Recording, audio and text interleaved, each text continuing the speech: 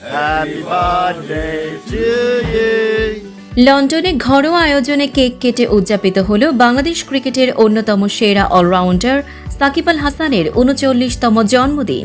BCB পরিচালক আসিফ আকবর নিজেই এই আয়োজন করেন এবং কেক কেটে সাকিবকে শুভেচ্ছা জানান। ভিডিওতে দেখা যায় দুজন একে অপরকে কেক খাইয়ে দিচ্ছেন আর হাস্যোজ্জ্বল পরিবেশে সাকিবকে নবাব বলে সম্বোধন করছেন Asif Akbar. Happy birthday, dear son. তবে এই জন্মদিন উদযাপন শুধু আনন্দের মুহূর্তেই সীমাবদ্ধ থাকেনি, বরং নতুন করে আলোচনায় এসেছে সাকিবের জাতীয় দলে ফেরার প্রসঙ্গ।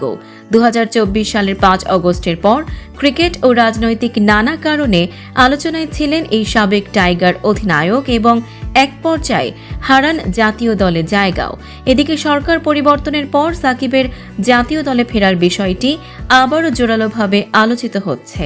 বিসিবি পরিচালক আসিফ আকবর জানিয়েছেন, সাকিবকে ঘিরে থাকা আইনগত জটিলতা সমাধানে মন্ত্রণালয় ও বিসিবির লিগ্যাল টিম একসঙ্গে কাজ করছে। তিনি আশা প্রকাশ করেন, খুব শিগগিরই দেশের কোটি ভক্ত আবারও জাতীয় দলের জার্সিতে দেখতে পাবেন সাকিব আল হাসানকে। মাগুরার সন্তান সাকিব বর্তমানে দেশের বাইরে থাকলেও তাকে দ্রুত দেশে ফেরানোর প্রস্তুতি চলছে।